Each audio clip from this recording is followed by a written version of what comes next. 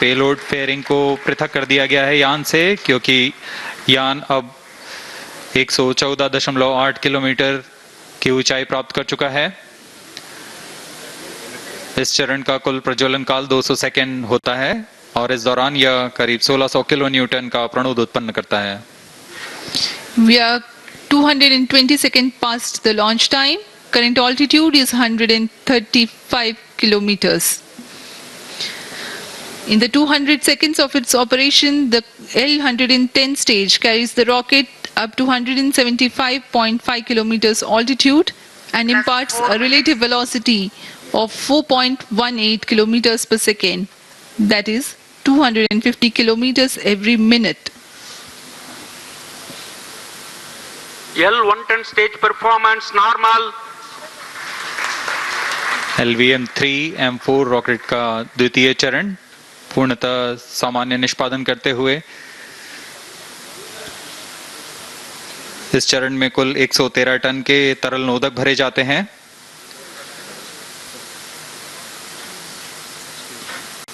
N2O4 तथा UH-25 अर्थ storable propellant को ईंधन के रूप में प्रयोग किया जाता है इस चरण में।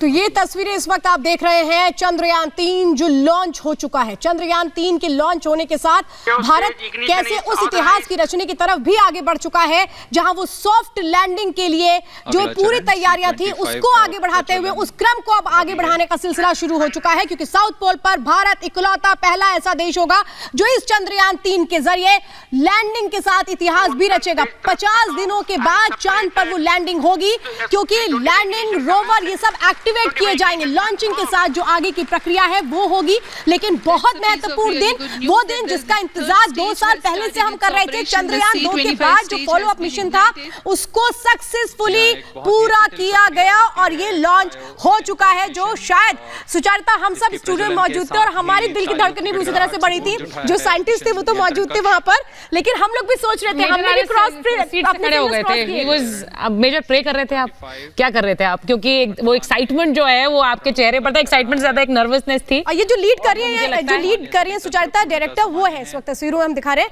ऋतु संधाल जी को इस वक्त दिखा रहे हैं, जिन्होंने लीड किया इस पूरे इसको मिशन को।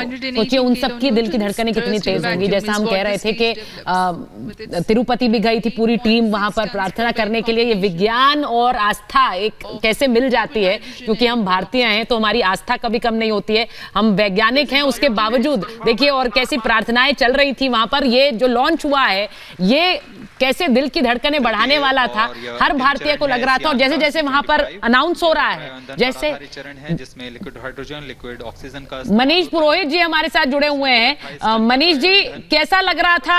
आप वहां पर सुन रहे होंगे, हम यहाँ पर लाइव देख रहे हैं, आप सुन रहे हैं। सारी स्टेजेस के बारे में भी जानकारी देते जाते हैं कि किस तरह से ये चंद्रयान का जो लॉन्च है ये आगे बढ़ रहा है। थोड़ा बताइए हमें भी, जिससे हम उस टेक्निकल भाषा से दूर थोड़ा समझ पाए आसानी से।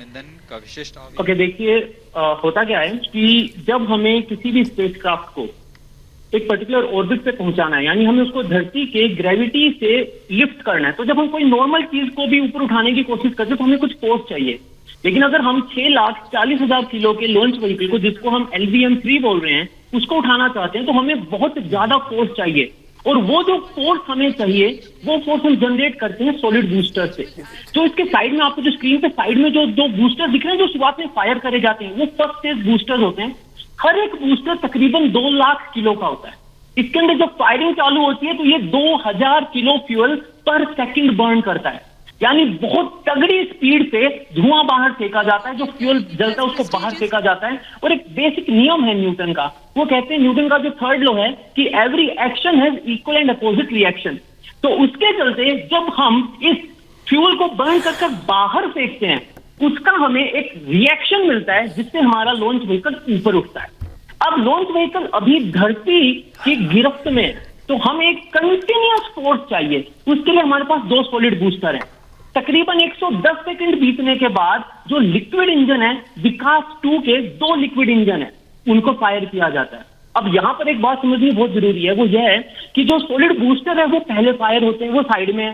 बीच में जो विकास इंजन है वो अभी फायरिंग नहीं कर रहे हैं, उसको अभी इग्नाइट नहीं किया है। तो कहीं ऐसा तो नहीं होगा कि सॉलिड बूस्टर से जो फ्लेम्स बाहर निकल रही हैं वो हमारे विकास इंजन के जो नोजल हैं आपने देखा होगा ना, 2 नोजल होते हैं, तो जो रॉकेट की नोजल है उनको कहीं वो डिस्टर्ब तो नहीं कर देंगी, क्योंकि अगर ऐसा हुआ तो हमारा तो पूरा मिशन जो है वो तो खतरे में आ जाएगा। तो इसरो ने क्या करा, बात है ना कि बहुत ही किफायती सॉल्यूशन निकालते हैं ना हम, तो इसरो ने क्या करा, एक नोजल क्लोजर सिस्टम बना दिया कि भाई शुरुआत में जो हमारा विकास इंजन है वो फायर तो होगा नहीं, अब उसको जो बूस्टर से बाहर निकल रहा है, जो फ्लेम्स हाई एनर्जी जो निकल रही है, जो हाई टेम्परेचर से एग्जॉस्ट हो रहा है, उससे हमने हमारे विकास इंजन को बचाना है, तो हमने क्या करा, एक क्लोजर सिस्टम लगा दिया। थोड़ी देर बाद उस क्लोजर सिस्टम को हटाते हैं। आपने सुना होगा ये बार बार है ना अनाउंस कर रहे थे कि successful, first stage separated, second stage ignited. Second stage को पहले इग्नाइट कर दिया जाता है, इससे पहले कि जो फर्स्ट स्टेज के जो बूस्टर्स हैं उनको अलग करें। अब बूस्टर्स को अलग कैसे किया जाएगा, तो भाई उसके लिए एक सिंपल सी चीज होती है कि बूस्टर्स जो कनेक्टेड होते हैं ना जिन पॉइंट्स पे, वहां पर कुछ मोटर्स लगी हुई होती है, मान लो छोटे रॉकेट्स लगे होते हैं पायरो, तो 3 ऊपर 3 नीचे दोनों साइड, और उनको हम ब्लास्ट करते हैं तो वो जो बूस्टर्स हैं वो अलग होकर साइड में गिर जाते हैं, और वो फाइनली आते हैं जो ओशन है उसमें गिर जाते हैं, और हमारी सेकंड स्टेज जो इग्नाइट हुई वो आगे लेके चली जाती है। सेकंड स्टेज का जो रोल है वो है एक पर्टिकुलर किलोमीटर पर सेकंड की स्पीड तक हमें लेके जाना, तकरीबन 4-4.5 किलोमीटर पर सेकंड। लेकिन असली बूस्ट जो है वो क्रायो स्टेज देती है।